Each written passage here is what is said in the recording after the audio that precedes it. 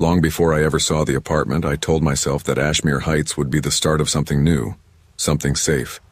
I had spent 21 years learning how to disappear in my own home, tuning out my mother's criticism, my father's cold silences, and my brother's cruel laughter that always came when I tried to speak up. By the time I packed my suitcase, I wasn't running to something. I was running away. The building stood at the edge of Ashmere Hill, an old brick structure dulled by fog and years of rain. The narrow staircase creaked like it remembered every tenant who had come before me. My room smelled faintly of wood polish and something older, something that clung to the corners no matter how many windows I opened. The spare bedroom had a single crooked door, the closet. The knob wouldn't turn no matter how hard I twisted. The landlord, a man with gray hair and eyes like static, just shrugged. "Storage," he said. "Been sealed for years. Best leave it be." It didn't feel like storage. It felt like silence held behind wood.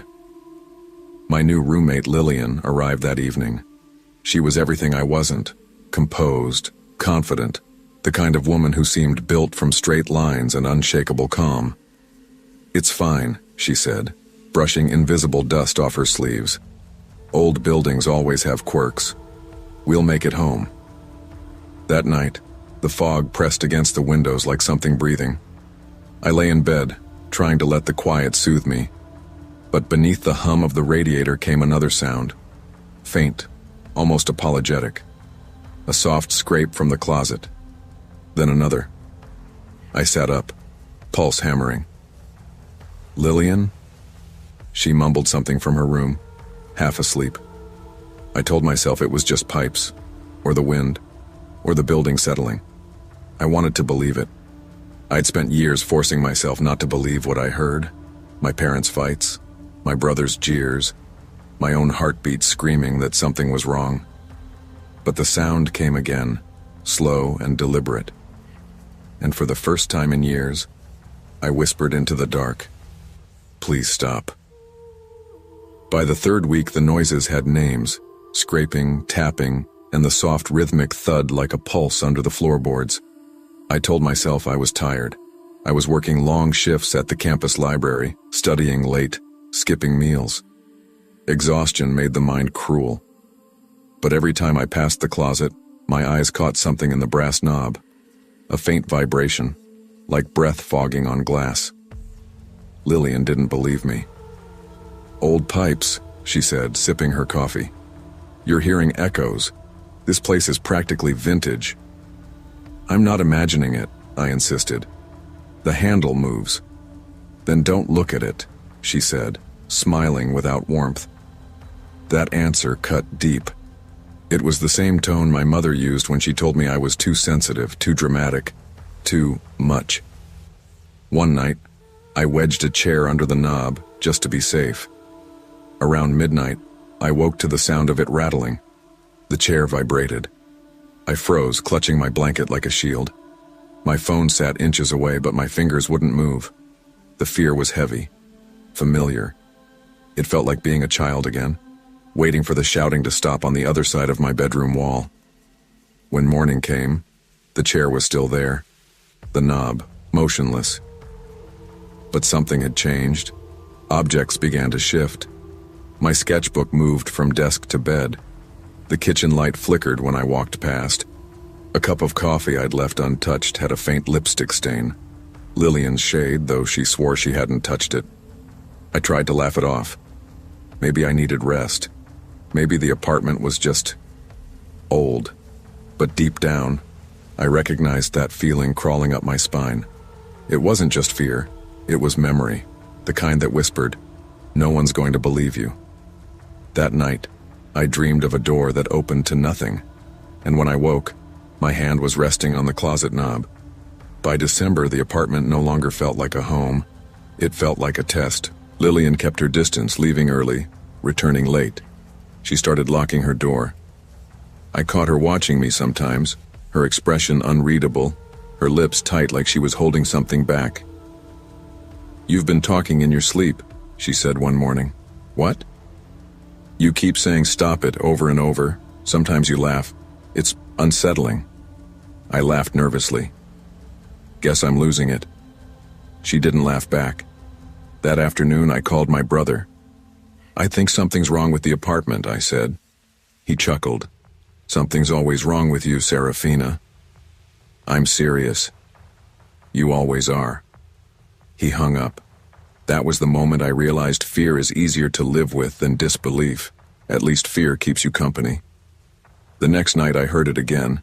Scraping, whispering, a low thud. But this time, it wasn't coming from the closet. It was coming from the walls. I pressed my ear against the plaster and heard breathing. My knees buckled. "Lillian!" I shouted. She burst from her room, her hair tangled, eyes wide. "What the hell is going on?" "You hear it, right?" I gasped. We stood there, side by side, listening. For one horrible second there was silence, then a single sharp knock from inside the closet. Lillian turned pale. "We should call someone." "Who?" "The landlord, maybe." We called. No answer. We knocked on neighbors' doors. No one opened. The fog outside was so thick it erased the world. When we returned, the closet door stood open. Inside, a folded gray blanket and 2 coffee mugs that weren't ours. My breath caught. "What is this?" Lillian shook her head. "I don't know." But I saw her hand trembling. She was scared too. After that night, nothing in the apartment stayed still. The heater clicked in patterns like Morse code. The lights buzzed louder when I entered the room. Sometimes I'd see a shadow under the closet door when it was closed, thin, human-shaped, waiting. Lillian stopped speaking to me altogether. She spent most nights at her boyfriend's place. When she did come home, she'd glance at me like I was contagious. One evening, I overheard her on the phone. "She's not sleeping. I think she's having some kind of breakdown. She keeps talking to the walls." It took everything in me not to scream. Maybe I was losing it. But how do you prove you're sane when no one believes you? That night I sat on the floor with my sketchbook, drawing the closet over and over. Each sketch looked different. Sometimes it was a mouth, sometimes an eye, sometimes a mirror.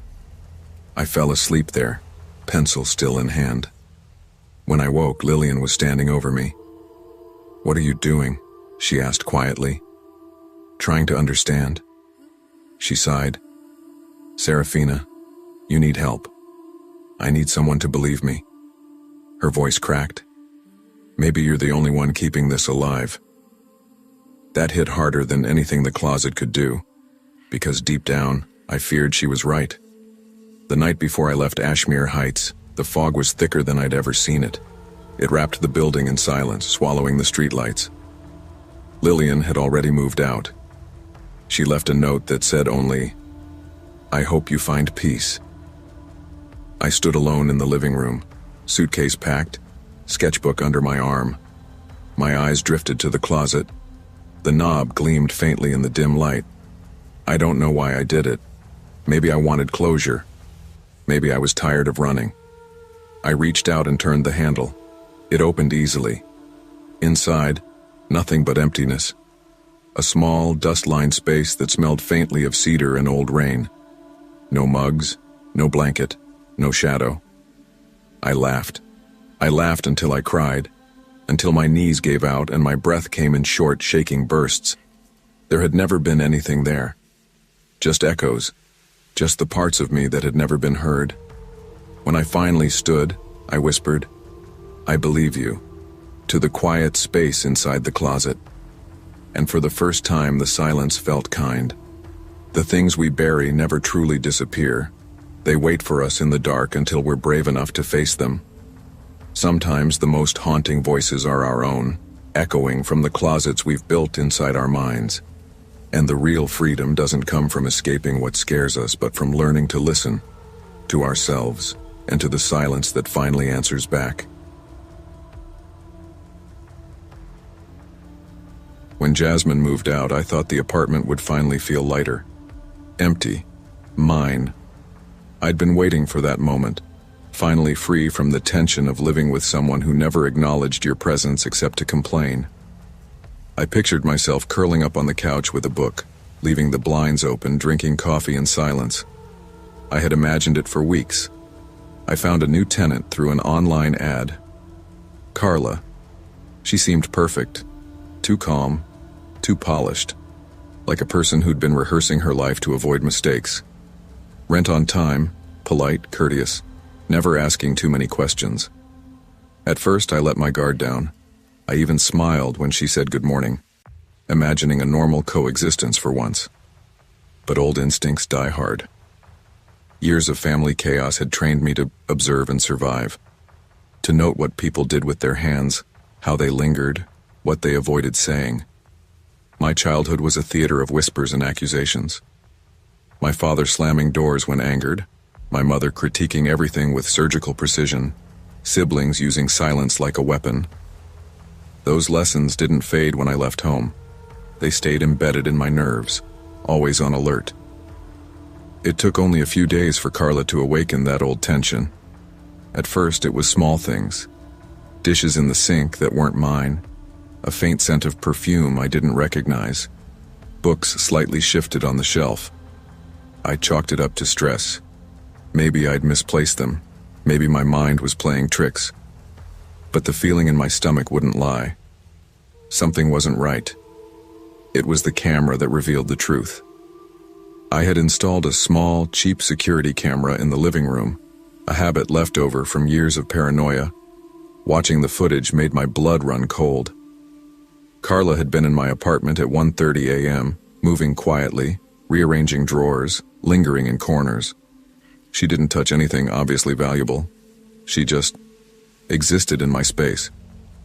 The way she moved was casual, almost serene, but every step carried a claim. I confronted her the next morning, my voice barely steady. You moved out. Why are you here?" Her smile was soft, almost innocent. "I missed it," she said. No apology, no remorse, just calm, deliberate intrusion. I changed the locks immediately, but the sense of violation lingered. I could no longer relax in my own home. Every creak, every shadow made my heart leap. Carla had taught me that the scariest people aren't loud, aggressive, or grotesque. They are quiet, patient. They slide in unnoticed, leaving you questioning your perception of safety. Days bled into nights. I stopped staying at the apartment for more than a few hours at a time. Friends' couches became temporary refuges, and I began to notice how every sound felt like a threat. The wind brushing against the windows, the neighbors' footsteps upstairs. My mind interpreted everything as a signal. I started leaving cameras in more places almost obsessively. Kitchen, hallway, even the bedroom. Carla had shown me that my sense of control was an illusion. Even with locks, alarms, and precautions, my sanctuary had been invaded. One evening, I saw movement in the footage. Carla, or someone like her, was just standing there staring into the camera. Not a glance toward anything specific, just a presence, as if testing my reaction. My hands shook as I hit pause. The rational part of my brain told me I was imagining it, but I couldn't shake the feeling of being observed, hunted even in my own home. I began retracing steps from my childhood, recognizing patterns in my family's behavior mirrored in Carla. Silent entry, minor disturbances, calm smiles, testing boundaries waiting for me to react. And I had reacted, not with courage but fear. I tried talking to neighbors. The woman next door, Mrs. Henderson, was nice enough, but her reassurance didn't reach me. "Everyone keeps to themselves," she said. "Maybe it's nothing." But I knew better. It wasn't nothing. It was someone learning how far they could push without being caught. I started leaving notes on doors, labeling personal items, even writing the time on the fridge to track movement. It was obsessive, yes, but the panic in my chest demanded action. Carla had opened a door I didn't know could be opened, into fear I thought I'd left behind. By the third week, my nights were consumed by watching the monitors, reviewing footage, memorizing every flicker of movement, every soft shadow. I became a student of intrusion, forced to learn the rhythms of paranoia, the calculus of being watched. I knew I had to face it, Avoidance only strengthens fear. So one afternoon, I waited for Carla at the apartment. Pretending to leave, I hid near the hallway, camera in hand, recording without her knowing. She arrived, keys in hand, humming softly. She walked through the living room, untouched by the camera, rearranging a stack of magazines just slightly, as if correcting a wrong only she could see. My chest tightened. "Carla," I said, finally stepping forward. She looked up slowly, calm, no trace of guilt. "I thought you might want to see the living room," she said, voice gentle, almost disarming. "Why are you here?" I demanded. "You don't live here anymore." She tilted her head, considering me. "I like it," she said simply. "It's comfortable. Familiar. Doesn't that make sense?" I wanted to scream, to shake her. But instead, I felt a cold realization. She didn't need to justify herself. The rules didn't apply to her. My personal space, my boundaries, my life, they were irrelevant. I called the police that night. They took a report, but there was little they could do. No forced entry. No clear intent beyond presence. The terror she invoked was invisible, a psychological violation, not a physical one. After the confrontation, I avoided the apartment entirely. I slept at friends' homes, at motels, anywhere I could feel safe. Even a walk outside brought anxiety. Someone might be watching. Every reflection, every shadow, was potentially Carla. I stopped trusting strangers easily. I stopped leaving personal items unattended. Grocery runs became calculated trips. Park close, move fast, check the surroundings. Each routine action carried a threat I had never imagined. Sleep became fractured. I dreamed of keys turning in locks, doors opening silently, footsteps pacing. My body carried tension I couldn't release, muscles tight, heart racing, mind always calculating. The apartment had been stolen from me, even when physically empty. I realized I had become the person I never wanted to be, hypervigilant, distrustful, haunted by the invisible. Carla had trained me, unwillingly, in the art of fear. Months passed. Carla didn't appear again, but her presence remained. I changed apartments, but the lessons traveled with me. Privacy is fragile. Trust is earned, not given. The world doesn't wait for trauma survivors to catch up. Danger is subtle, patient, and ordinary. Yet through all this, I began to reclaim myself. I learned to set boundaries firmly, to question situations calmly, and to trust my instincts without letting them consume me. Every lock, every camera, every careful glance became tools, not chains. I still check my doors. I still notice shadows. But now, I do so without terror, with awareness and respect for my own limits. I survived the intrusion. I survived the terror of the unseen.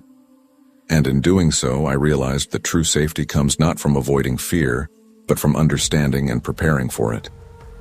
Trust is precious, privacy is sacred, and fear is a teacher. Danger often wears ordinary faces and moves silently through our lives, but awareness, instinct, and courage provide the tools to reclaim control. True strength comes from learning to live fully, even when the shadows linger. When my marriage ended, I told myself I'd finally escaped a life that had been quietly strangling me. Divorce wasn't liberation. It was survival. My ex-husband, Daniel, had this way of making every conversation feel like a test I was destined to fail. He didn't yell, didn't hit. He simply made me doubt my own mind. Every word I said was twisted. Every truth I spoke was somehow wrong. I began apologizing for things I hadn't done, feeling guilty for thoughts that weren't mine.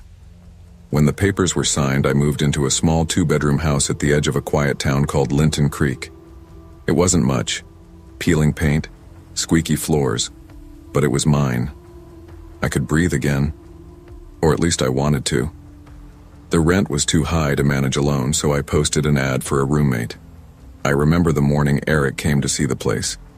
He stood on the porch, holding a grocery bag instead of luggage, smiling in this way that seemed rehearsed. "I really appreciate the chance," he said, his voice calm and almost too polite. He was clean-cut, soft-spoken, mid-30s, someone you'd never notice twice. The kind of man you'd feel safe around. We signed the lease that same afternoon. For the first few weeks, things were fine. Eric was tidy, quiet, respectful. He washed his dishes, paid rent early, even brought me coffee on weekends. I remember thinking, maybe good people still exist. After years of being accused of paranoia, I needed to believe in trust again. But small things started to feel off. I'd find the living room curtains drawn when I was sure I'd left them open. My bedroom door, always locked, sometimes sat just slightly ajar when I returned from work. I told myself it was exhaustion, my trauma replaying tricks. After all, Daniel had trained me to second-guess everything. Still, the air in the house started to change. It felt heavier at night, as though someone else's breathing shared the silence. The first night I heard footsteps outside my bedroom door. I froze. Slow, deliberate steps, back and forth. I lay there holding my breath, eyes on the narrow crack under the door. A shadow drifted past. Twice.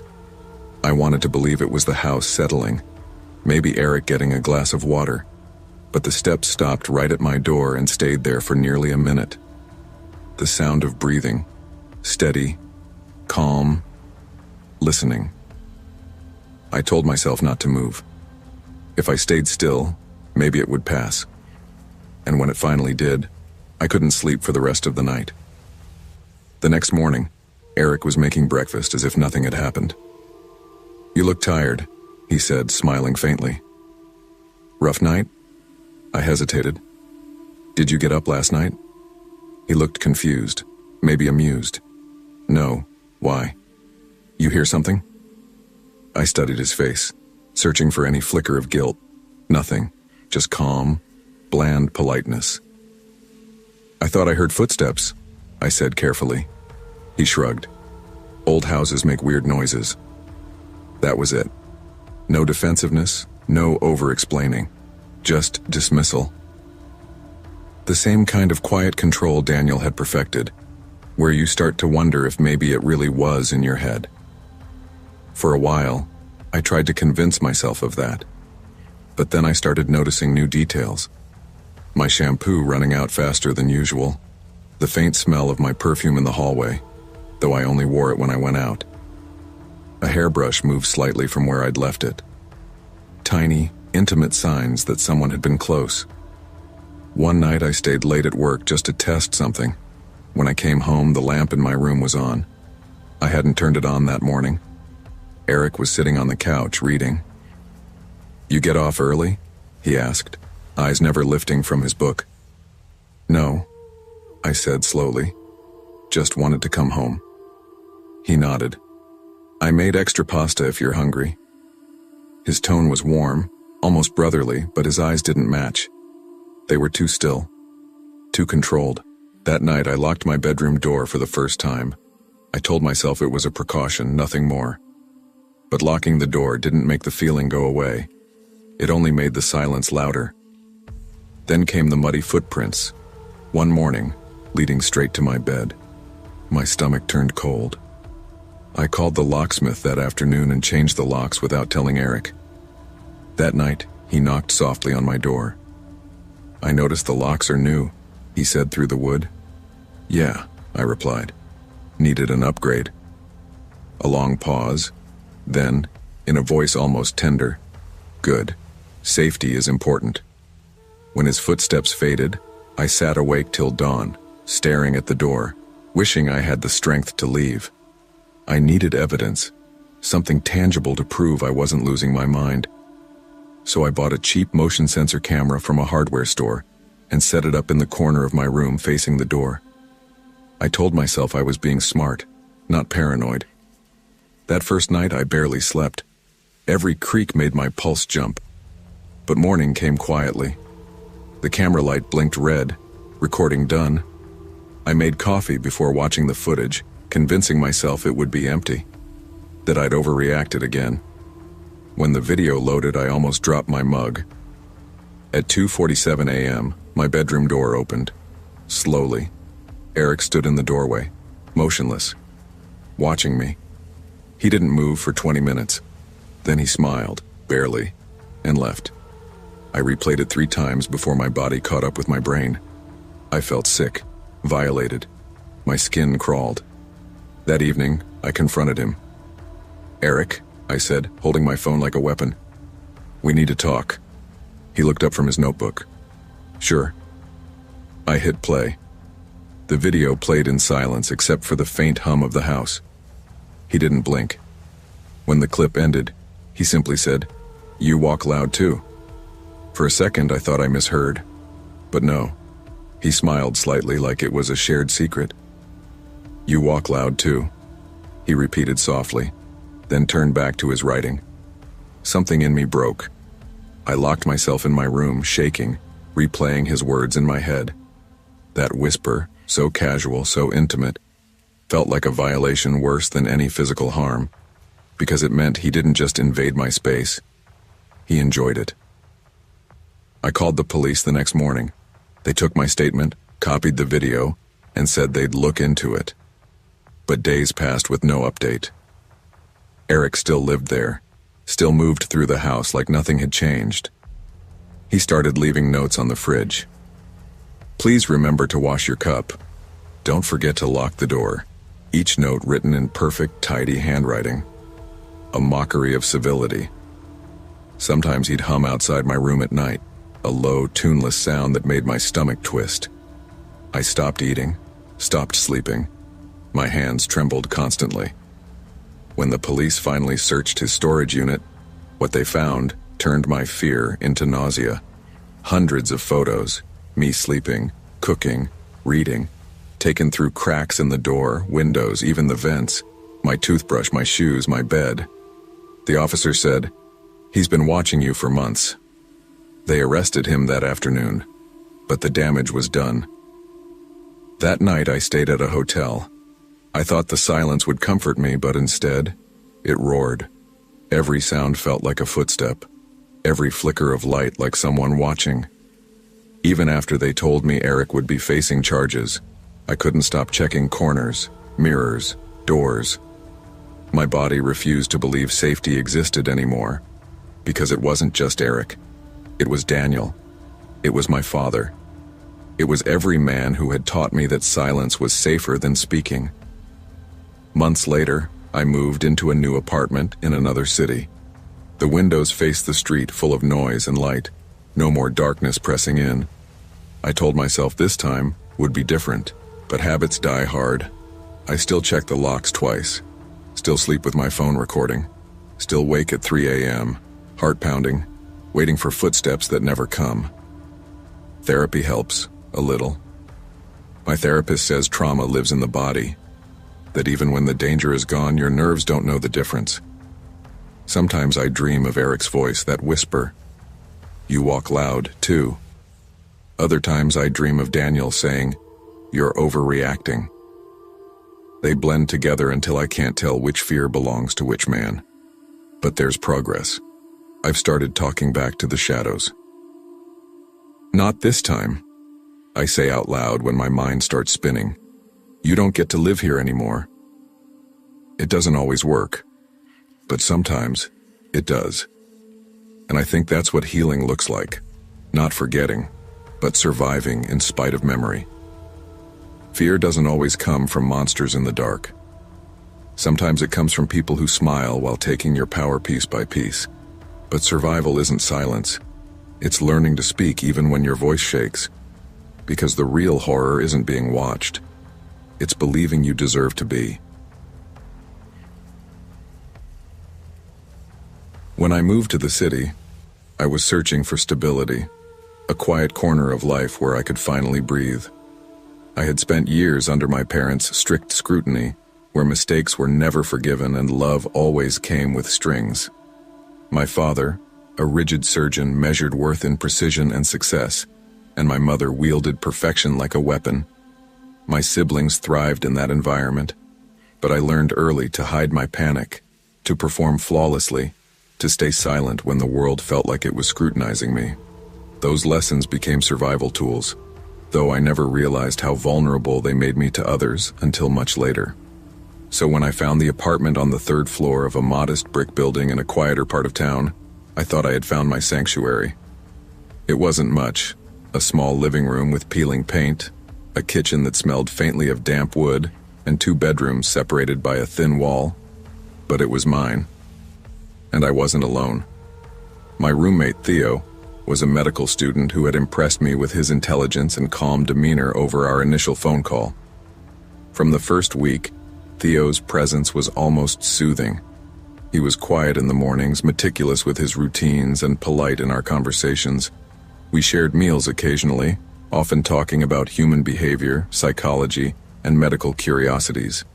He seemed harmless, intellectual, almost charming. But there was something subtle that unsettled me. An intensity behind his eyes, a precision that didn't belong to casual study. I brushed it off, telling myself it was just my imagination, leftover caution from years of parental oversight. I like to observe people quietly, to notice without being noticed. Perhaps I was simply projecting my own habits onto him. It wasn't until the second week that small oddities started to appear. At first they were minor. A sour smell in the kitchen, dishes left out longer than normal, milk curdled at the back of the fridge. When I mentioned it, Theo smiled calmly and said, "I'm conducting a personal study on the body's natural bacteria levels. It's completely harmless." I laughed nervously, though a sliver of unease settled in my chest. Later, I noticed his notebooks, full of meticulously drawn charts, observations, and lists about daily routines, meals, and reactions to various stimuli. I told myself he was ambitious, perhaps even brilliant. But when I found jars of hair collected from the bathroom drain and labeled by day, fear finally rooted itself in me. It wasn't just the hair. My toothbrush disappeared for a day and returned in a plastic bag labeled Day 14, Sample Collected. The room that had been my sanctuary now felt like a laboratory, and I was its unwitting subject. Every movement I made, every sound, even my hesitation when speaking, felt catalogued and scrutinized. Childhood memories I had buried, my mother's critique, my father's silent judgment, the sharp glances from my siblings, flared back at me, magnified 1,000-fold. When I confronted Theo, my voice shook despite my careful control. Why are you doing this?" He smiled, unnervingly calm, almost triumphant. "To understand human behavior. You consented the moment you moved here." A chill ran down my spine. He wasn't joking. And suddenly the lessons of my childhood, the constant performance, the silent observation, made sense in a new, terrifying way.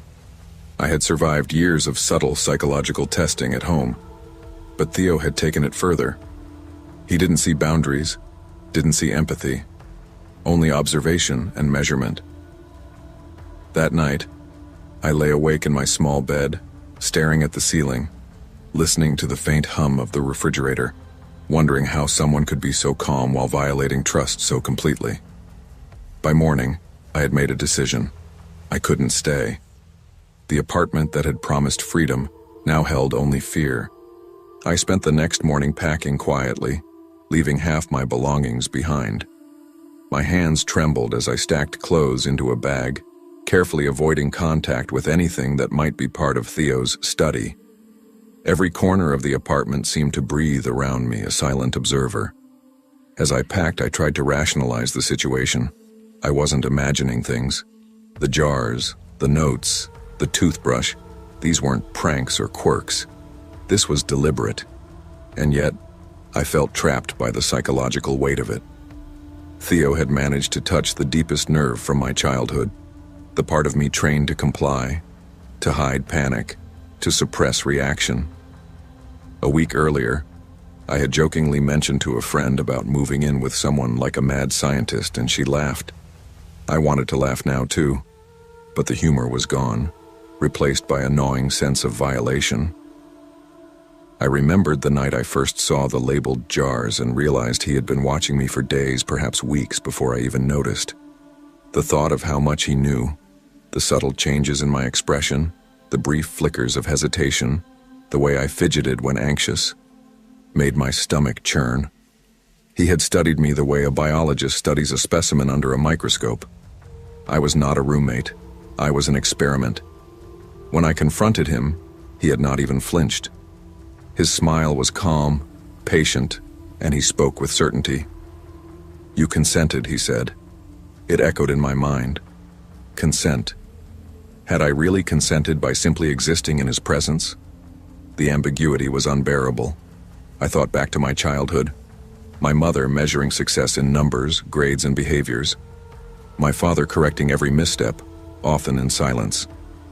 Theo had mirrored that upbringing in its most terrifying form, without the familial love to soften it. This was pure observation, pure testing, stripped of compassion. By midday, I had loaded enough belongings into a borrowed car to leave immediately. Theo watched me pack, his expression unreadable, almost clinical. I avoided his gaze. Every glance, every reaction was being noted, and the thought made me feel both vulnerable and infuriated. As I closed the door behind me, I felt a surge of relief, but also a lingering terror. The apartment was empty now, but the traces of observation lingered like a ghost. My toothbrush, my personal routines, even my sleep patterns had been invaded. I drove to a friend's apartment without speaking, heart pounding, hands white on the steering wheel. Later that week, I saw Theo on a local news segment. His experiments at the university had led to his expulsion. He had been performing hygiene deprivation studies without consent. I felt a mix of relief and vindication, but also a creeping fear. My instincts had been right all along, yet the trauma remained, etched into my psyche. Even after moving out, the shadow of Theo's presence lingered. I couldn't stop checking my toothbrush, my personal items, my small apartment's locks. My home, once a refuge, now felt fragile. Every creak, every unexpected sound triggered memories of observation, of silent measurement. I avoided roommates, even close friends, for months. At work, I found myself watching everyone too carefully, analyzing subtle cues as though I were defending against another Theo. Paranoia had settled in, quiet but persistent. The lesson from my childhood, watch, comply, hide panic, had been resurrected, magnified, and now directed at a world that had no interest in my childhood traumas. Months later, I began therapy. I spoke openly about my childhood, about Theo, about the cumulative effect of living under constant observation.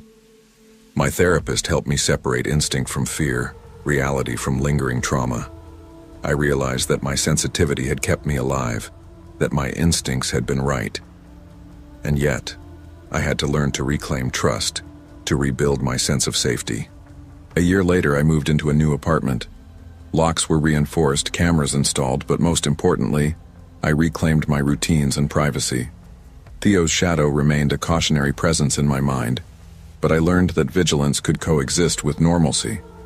I allowed small trust back into my life, letting people close, but carefully, cautiously. I had survived, and the lesson was clear. Boundaries exist for a reason, trust must be earned, and fear, while natural, should not rule life forever. The story of Theo taught me that fear is often silent, subtle, and rooted in observation rather than overt aggression. True safety comes from recognizing boundaries, trusting instincts, and valuing consent and privacy. Trauma may linger, but awareness, vigilance, and self-respect are the tools to reclaim control over one's life.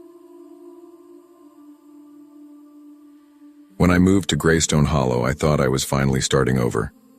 The city smelled like wet pavement and coal dust, a mix of history and decay that clung to your clothes. I had gotten into a graduate program for psychology, a field that, ironically, I chose to understand people like my parents. My mother's silences were weapons, my father's tempers were storms, and I spent my childhood walking a tightrope between them. I learned early that the safest thing a person could do was stay quiet, stay small, and hope no one noticed. The apartment at Greystone Hollow was small but charming. Arched windows, creaky wooden floors, an ancient radiator that groaned like it was alive. I rented it with a man named Evan, another student, quiet and polite to the point of discomfort. His hair was always perfectly combed, his shirts crisp even when wrinkled. He smiled when spoken to but never asked questions, and his door was always locked, even when he was home. At first I respected it. After years of suffocating emotional exposure, privacy felt sacred. Maybe he just valued boundaries the way I did. But that feeling began to change the longer we lived together. It started with small things. My leftovers went missing. The milk carton would be nearly empty when I'd swear I hadn't used it. Then there were the sounds, soft, muffled voices in the middle of the night, laughter that seemed to come from the walls, the shower turning on at 3 a.m. when the house was supposed to be empty. I told myself it was the old plumbing, maybe thin walls, maybe the neighbors. But when you've grown up gaslit by the people who should have protected you, you stop trusting even your own senses. I didn't say anything to Evan. I just watched. Then came the smell. It started faint, like damp fabric. Within a week it became something worse, sweet and rotten, clinging to the hallway outside his locked door. Every time I passed, my stomach turned. When I finally asked him about it, he didn't look up from his desk. "It's probably the pipes," he said simply. "The building's old." I nodded, pretending to accept that, but something in his tone, too casual, too dismissive, made my chest tighten. I told myself not to push. I had learned long ago that confrontation never brought safety. But 2 nights later I heard it again. Footsteps above me, pacing. The ceiling creaked, dust sifting down. I stared up into the dark, my heart racing, and realized there was no second floor above our apartment. Only the crawl space. The smell grew worse over the next week. I could taste it in the air like spoiled meat. Evan barely came out of his room anymore. I'd hear his door click open late at night, soft movements, and sometimes, just before dawn, the faint hiss of a lighter, a quiet whispering voice. I started eating out more, spending longer at the university library, but even there I felt uneasy. My phone would buzz with blank messages, no sender, no text, just static. When I mentioned it to a classmate, she laughed. "Maybe your roommate's a ghost," she joked. That night, I dreamed someone was standing at the end of my bed, whispering my name. When I woke, my door was open. That was when I decided to act. The next day, when Evan left for class, I called the building maintenance office. My voice shook as I explained that there was a strong odor coming from the locked room. The man on the phone sighed. "Not the first complaint from that unit," he said. An hour later, 2 maintenance workers arrived with a key. I stood in the hallway, arms folded tightly across my chest, heart pounding as they turned the knob. The door opened easily. Inside there was no bed, no dresser, no clothes. Just a mattress on the floor surrounded by piles of empty food containers, a portable stove, and plastic bottles filled with water. Against the wall was a wooden panel, slightly ajar. Behind it, a small opening leading into the crawl space. The air was rank. My throat burned. One of the workers pulled out his flashlight and leaned in. "Jesus Christ," he muttered. "There's another mattress up here." Something inside me froze. That night I sat on the couch, trembling. Evan didn't come home. The landlord called me the next morning, voice tight. "Your roommate's been evicted. Don't worry, he won't be coming back." But that didn't make the apartment feel safer. If anything, it felt worse, like something had been disturbed and left unfinished. Days passed. I tried to move on, to study, to sleep, but I couldn't shake the feeling that someone, or something, was still there. Every creak in the ceiling made me jump. Every draft from the vent felt like breath. The landlord had locked the crawl space, but I still caught faint sounds at night. Shifting, scraping. I told myself it was rats, or wind, or stress. But deep down, I knew better. One evening, I came home to find the window above the couch open. I never opened it. There were muddy handprints on the sill, faint but visible, My body went cold. I called the police, but they found nothing. Old buildings attract drifters, the officer said, half apologetic. Just keep your windows locked. That night I slept on the floor by the door with a kitchen knife in my hand. When I told my mother about it over the phone, she sighed. You always overreact, Natalie. You need to stop imagining danger everywhere. It was the same tone she'd used when I was a child, when I told her about the noises in my closet, about Dad's quiet rages behind closed doors. I hung up before she could finish her sentence. I was done being told I was imagining things. A week later, while I was sketching by the window, I heard it again. A thud above me, followed by a faint cough. My pen fell from my hand. The landlord had changed the locks. The crawl space was supposed to be sealed. I climbed onto a chair and pressed my ear to the ceiling. Silence. Then another thud, closer this time. I called the landlord immediately. He didn't answer. I texted, "There's someone up there." No reply. Finally, I grabbed my flashlight and climbed onto the counter to reach the ceiling hatch. My hands shook so badly I nearly dropped the light. The latch came undone easily, as though it had never been locked at all.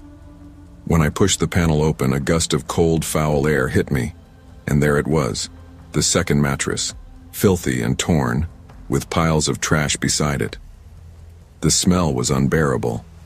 No one was there, but the bedding was still warm. That was the last night I spent in that apartment. I moved out the next morning. The landlord refunded part of my deposit and avoided eye contact. He said the police had found signs of unauthorized occupancy in several crawl spaces across the building. No one knew for sure how many people had been living there, moving through walls and vents like ghosts of the forgotten. Months later, in my new apartment across town, I still wake at 3 a.m. Sometimes it's quiet. Sometimes I swear I hear movement in the vents. But the truth is, what haunts me most isn't the thought of someone living above me. It's the part of me that didn't speak up sooner. The part that learned silence from childhood and carried it into adulthood. I check locks twice now. I sleep with my shoes by the bed. I listen. Because I've learned that danger doesn't always knock. Sometimes it moves in quietly, eats your food, breathes your air, and waits for you to convince yourself it isn't real. Sometimes the walls we build for protection become the ones that trap us. Ignoring fear doesn't make it disappear. It only gives it space to grow. And in a world full of hidden rooms and quiet dangers, believing yourself is the first act of survival. When I first moved to Chicago, I told myself I was starting over. No more walking on eggshells. No more rooms that felt like interrogation chambers. No more pretending not to hear the way my mother's voice could cut glass, or my father's silence could flatten my chest. I was 24, fresh out of college, with one suitcase, a second-hand laptop, and a job offer that barely covered rent. But that didn't matter. I just wanted peace. The Craigslist ad read, "Room available, $600 a month, quiet neighborhood, no pets, no drama." It sounded like exactly what I needed. The man renting it out was named Vince. Mid-30s, calm voice on the phone, even offered to pick me up from the train station. When I first met him, he looked ordinary. Plain black hoodie, jeans, a short beard. The kind of guy you'd forget walking past on the street. That felt safe to me. Ordinary felt safe. The apartment itself was neat. 2 bedrooms, 1 bathroom, open living space, lots of plants. I asked about the previous tenant, and Vince just said, she moved out suddenly, had family stuff. I didn't think much of it. I was too busy convincing myself that this was my reset button. The first few weeks were fine. Vince worked nights as a freelance investigator, or so he said. He paid rent in cash envelopes, cooked sometimes, and mostly kept to himself. When he was around, he was polite, borderline overly polite, always asking, "You feel safe here?" Or, "Everything okay with the locks?" It felt caring at first. After a childhood where no one asked how I felt, it was nice to be seen. Until the night I found the camera. It was late, I couldn't sleep. My ceiling light flickered. I stood on a chair to twist the bulb. and saw the faint red dot inside the smoke detector. I froze. A camera lens, tiny, hidden, pointed directly at my bed. I climbed down slowly, hands shaking. Maybe it was nothing. Maybe it wasn't even his. But the next morning when I asked, "Hey, what's with the camera and the detector?" Vince didn't even flinch. He just said calmly, "It's for safety. Buildings had break-ins." "Then why is it in my room?" I asked. He smiled. "You can't be too careful." That's when something inside me, something old, the part of me that remembered every time I'd been gaslit as a kid, started to hum with warning. But I told myself not to overreact. I couldn't afford to move again, and I wanted to believe that I wasn't in danger. The longer I stayed, the smaller the apartment felt. I started noticing things, drawers slightly open when I swore I'd closed them, messages on my phone that disappeared before I could reread them, a faint smell of cologne in my room when I came home early. Every time I brought something up, Vince had an answer ready. "You must have imagined it," he'd say softly. "You've been stressed lately. You know, trauma can make people see patterns that aren't there." He said those words like he cared, like he was helping me see reason. And I hated that it worked. Then came the laundry incident. I caught him one evening standing near the washing machine, holding one of my shirts, just holding it, like he was studying the fabric. He looked up and smiled. "Some stains tell stories, you know?" "What does that even mean?" I asked, my voice tight. He shrugged. "Just an observation." That night I locked my bedroom door for the first time. The next morning the lock was broken. I started eating out more, staying at work late, pretending everything was fine. But the paranoia clung to me like smoke.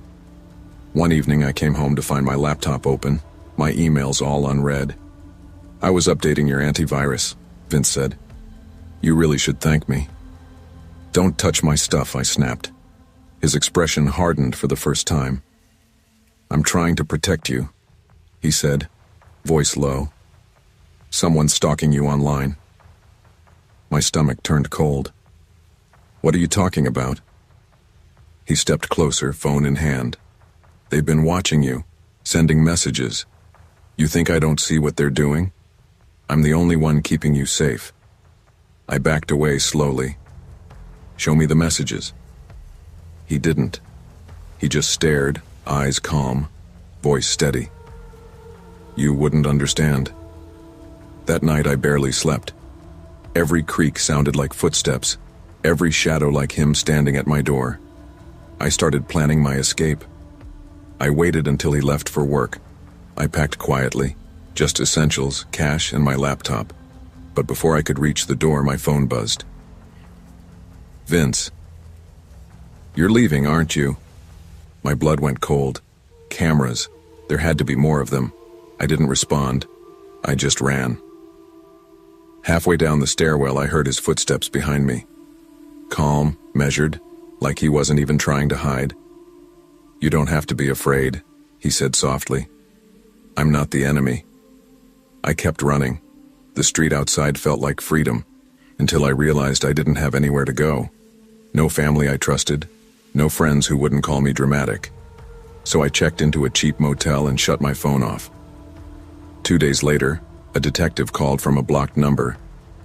"Miss, you rented a room from a man named Vincent Hale." My voice barely worked. "Yes. We've been investigating him for digital crimes, extortion, surveillance, identity theft. You might want to come in." At the station, they showed me photos of other tenants, women, all smiling in rooms that looked just like mine, all secretly filmed, all stalked. My stomach turned when I saw the file names. Client 01, Client 02. He'd been selling everything. They arrested Vince that week. I watched the news clip on my phone. Private investigator arrested for stalking and exploiting tenants. His mugshot looked almost peaceful, like a man who thought he'd done nothing wrong. The detective said I was lucky. Lucky I left when I did. Lucky my instincts kicked in. Lucky I had proof. But lucky didn't stop the nightmares. For months, Every time I closed my eyes, I saw the red glow of that hidden camera. I stopped trusting phones, mirrors, locks, anything. I tried therapy, but sitting in front of another stranger felt impossible. Every question sounded like control. Every gentle voice sounded like manipulation. It took a long time to realize that what scared me most wasn't Vince. It was how much of him reminded me of my past. The calm voice, the gaslighting, the way he made me doubt myself. Vince wasn't my first ghost. He was just the one that finally showed his face. A year later, I live in a different apartment, smaller, but mine. I still double-check the smoke detector. I still avoid Craigslist. I still hesitate before answering unknown numbers. But I'm learning. Sometimes healing isn't about forgetting.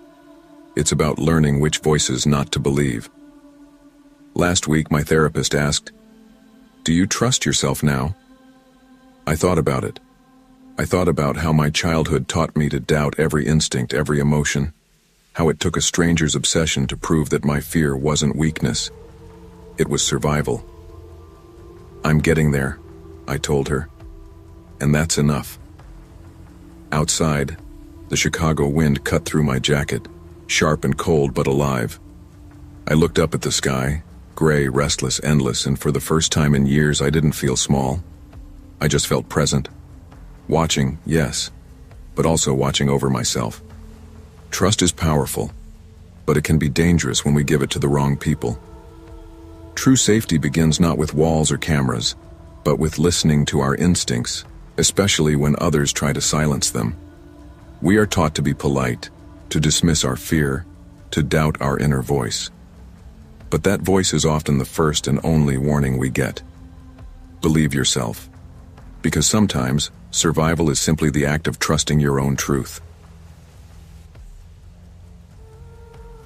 When I first moved into the studio apartment on Davenport Hollow, I thought I was prepared for solitude. I had grown up in a home where silence was punishment and noise was power. My father's booming lectures, my mother's cold withdrawals, and my siblings' petty betrayals taught me to hide, observe, and fear. Independence had always seemed like a dream, somewhere I could exist without judgment or scrutiny. The apartment itself was modest, barely more than a box with a kitchenette and a bathroom. But I loved it. The windows overlooked a quiet street, and the small size made it easy to clean and maintain. I was ready for a fresh start. Trevor entered my life the day I signed the lease. He appeared calm, collected, and disturbingly self-assured. From the first handshake, I noticed his eyes, too sharp, almost predatory in their attention. He claimed he didn't need sleep. I laughed it off, thinking it was a joke, some quirky boast from a college kid pushing boundaries. But that evening he remained upright well past midnight, staring at the walls, earbuds in, eyes unfocused but alert. I approached him cautiously. "Trevor, seriously, you're going to collapse if you keep doing this." He tilted his head slowly, his expression unreadable. "Sleep is a weakness," he said softly. "That's when people are easiest to get to." I froze. There was no threat in his voice, only observation. But the way he said it made my chest tighten. My instincts screamed that this was a man who saw fear as a variable to measure. At first, I tried to normalize his habits. Maybe he was a night owl, a student with peculiar methods, someone who thrived on odd schedules. But I quickly realized it wasn't that simple. He didn't sleep. Ever. He would sit in the dark, motionless, sometimes humming quietly or scribbling in notebooks, and yet he noticed everything. How I breathed, how I shifted in my chair, how my eyes flicked to the door whenever the floorboards creaked. I became hyper-aware of my own behavior. Every movement I made seemed to be cataloged. Nights became unbearable. I would wake at 3 in the morning to find him crouched in a corner staring at me. I left lights on to signal boundaries, but it only seemed to amuse him, perhaps even challenge him. One night, I woke to a whisper inches from my ear. "You shouldn't sleep so much," he said softly, grinning. "It makes things easier." I bolted out of bed, heart pounding. barely remembering to grab my phone before fleeing. Trevor didn't follow. He didn't need to. The fear was already planted. The days after that night were worse than the encounter itself. I became a ghost in my own home. I tiptoed around the apartment, measured every gesture, and avoided sitting where he could see me. Conversations with him became tense, mechanical. "Can you maybe go to your room?" I asked cautiously one evening, trying to maintain a semblance of politeness. "Why?" he replied without emotion. "I'm just observing." I clenched my fists, remembering all those years of watching my father's face for signs of disapproval, my mother's eyes for silent withdrawal, my siblings' smirks when I stumbled. Trevor was like all of them, distilled into one unnerving figure. But unlike my family, I had no escape plan. He began subtle manipulations. Lights were slightly dimmed when I returned home. My coffee cup was moved an inch to the left. He hummed certain patterns at unpredictable times. The environment itself became a psychological trap, a constant reminder that I was never alone in my home. I tried talking to friends seeking reassurance. "He's just weird," one said. "He probably doesn't even realize he scares you." But I knew better. My instincts screamed that this was intentional. The presence of someone who never rested, who existed in the shadows observing silently, was unlike anything I had experienced, even in the volatile environment of my childhood. The turning point came when I noticed my toothbrush missing, then returned wrapped in a napkin with small notes scribbled on it. Day 3, reaction logged. My stomach lurched. This wasn't harmless eccentricity. This was an experiment, and I was the subject. By the 3rd week, I couldn't breathe in my own apartment. Every creak, every faint sound sent spikes of adrenaline through me. Trevor was always awake, always watching, and I began calculating his movements before I even walked into a room. One evening, I confronted him directly. "Trevor, what you're doing, it's not normal. You can't just watch people like this.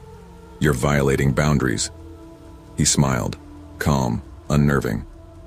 "Boundaries exist to be tested. Fear is useful. It teaches. You should be grateful for the lesson." Grateful. The word hit me like a punch. This was my life he was turning into an experiment. The lessons of my childhood, silent observation, controlled panic, measured reactions, had prepared me for discipline, not predation. That night I packed hurriedly. My hands shook as I shoved clothes into a bag. My heart raced, not just with fear, but with the adrenaline of finally reclaiming control. I left most of my possessions behind, knowing that the apartment had been compromised and that my presence had fueled his study. When I returned 2 days later, the studio was empty. Trevor had vanished completely, leaving no trace, no bed, no clothing, no notebooks. It was as though he had never existed. The experience mirrored patterns from my childhood. Absence used as a tool, silence wielded to instill anxiety, and unpredictability shaping behavior. I tried to rationalize it. Maybe he had simply left. But the uncertainty gnawed at me. Every shadow, every whisper in a quiet room became a potential observation. The trauma of being watched, of having my private life cataloged, lingered. Even months later, I found myself checking corners before sleeping, listening for sounds that weren't there, imagining eyes on me in every reflective surface. The lessons from my childhood, hyper-awareness, vigilance, had been amplified by an adult predator who mirrored the psychological patterns I had learned to survive. Time slowly helped, but only partially. Therapy and support from friends allowed me to process the fear, separating realistic threats from lingering paranoia.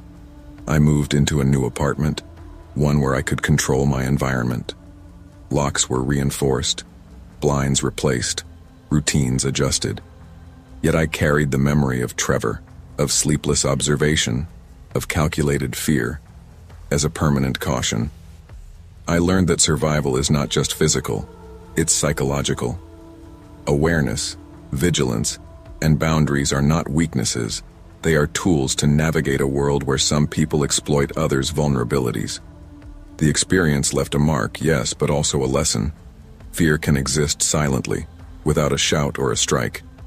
The true terror is observation, the quiet invasion of trust. And surviving it requires not only fleeing, but learning to reclaim one's life with eyes open, instincts sharpened, and boundaries uncompromising. Fear doesn't always announce itself. Some threats are silent, subtle, and reflective of our own vulnerabilities. Trust instincts, protect boundaries, and value consent and privacy. Survival is not only escaping danger, it's reclaiming control over one's mind, space, and life.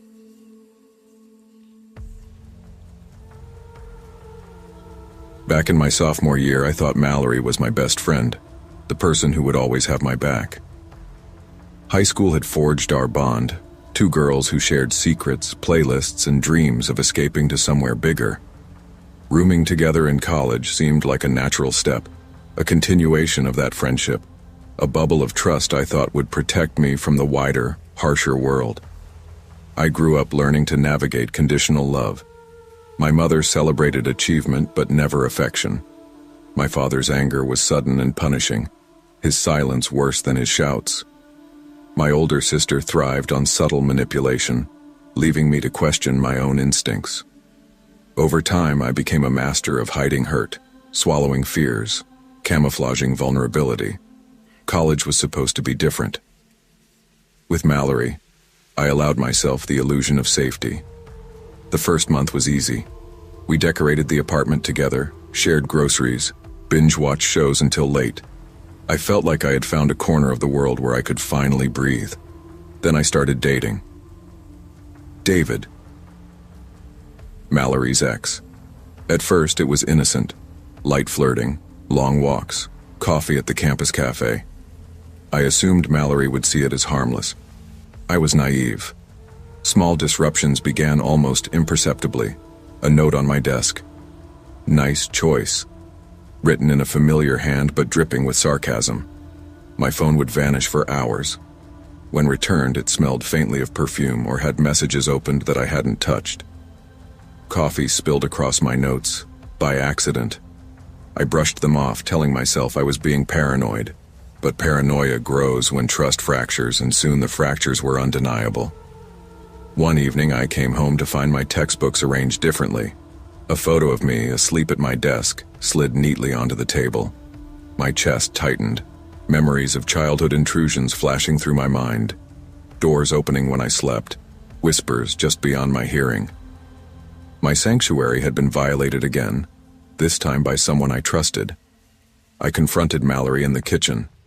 My hands shook as I held up my phone, showing the screenshots posted online. "You took something from me," she said, her voice calm, almost clinical. "So I'm taking everything from you." Her smile didn't reach her eyes. That night, when I lay in bed listening to the city hum beyond my window, I realized friendship could be a thin, dangerous veneer. Mallory had weaponized my vulnerabilities, exploiting patterns I had assumed only existed in my family. By the second month, the intimidation escalated.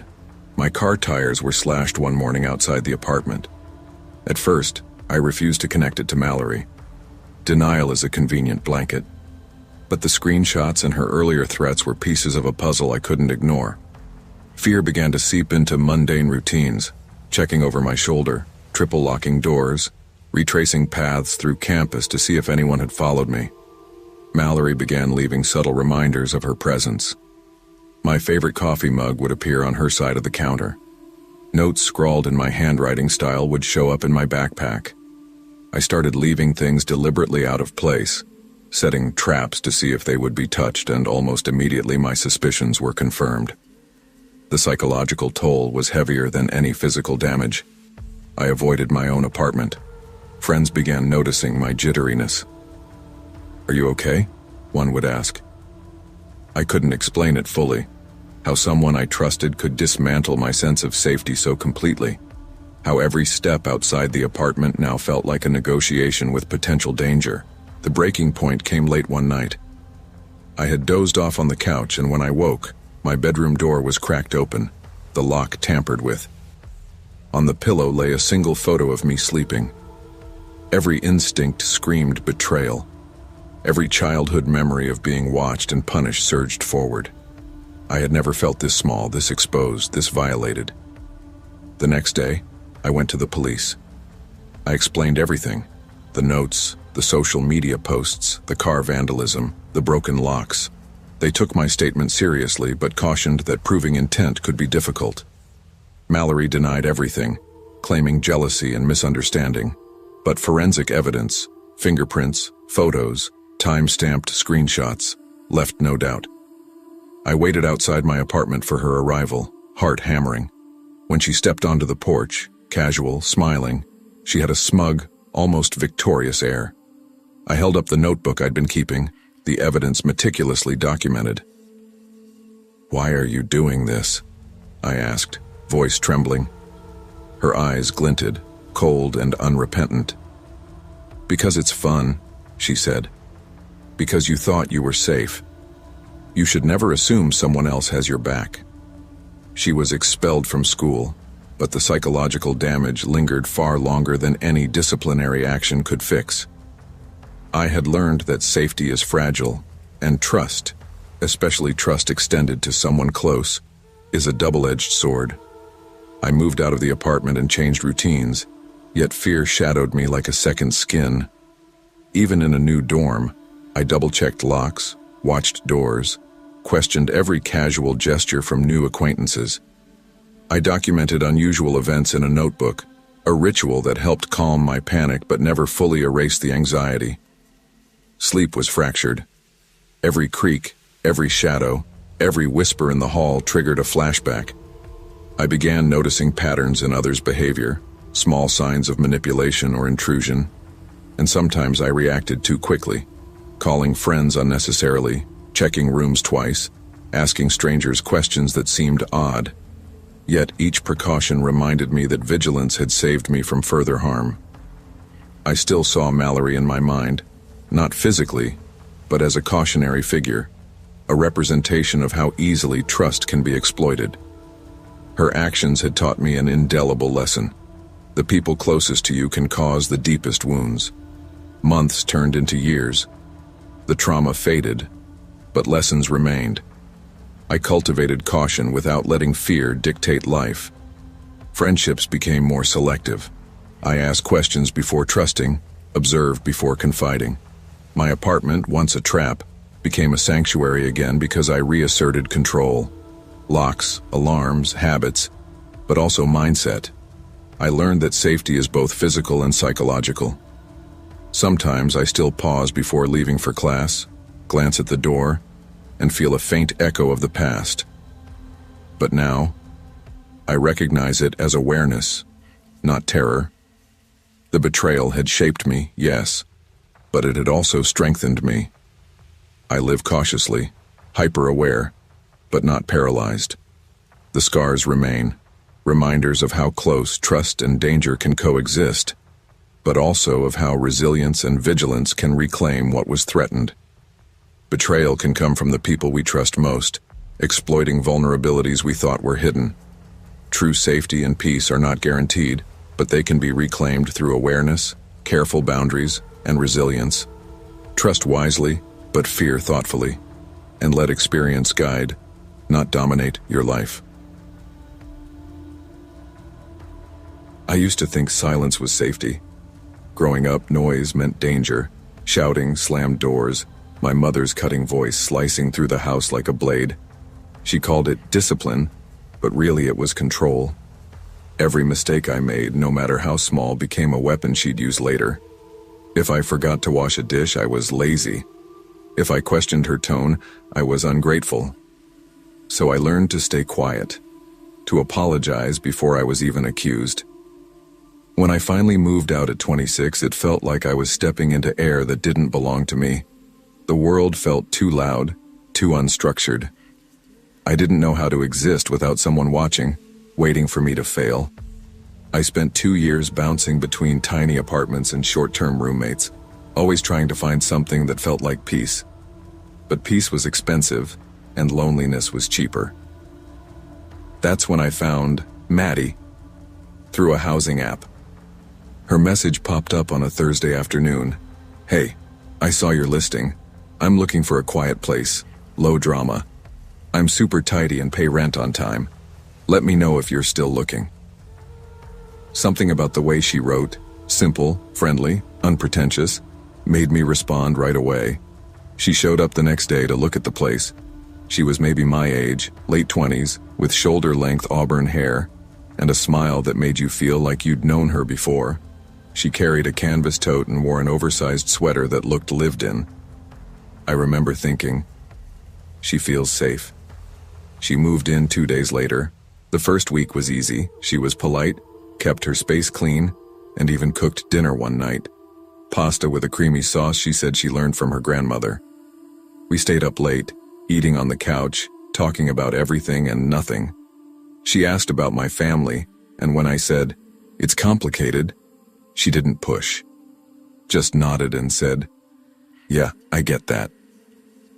For the first time in years, I felt like I could breathe. 3 months passed like a soft blur. Maddie was easy to live with. She paid her share of bills early, watered my dying plants, and left me little notes on the fridge.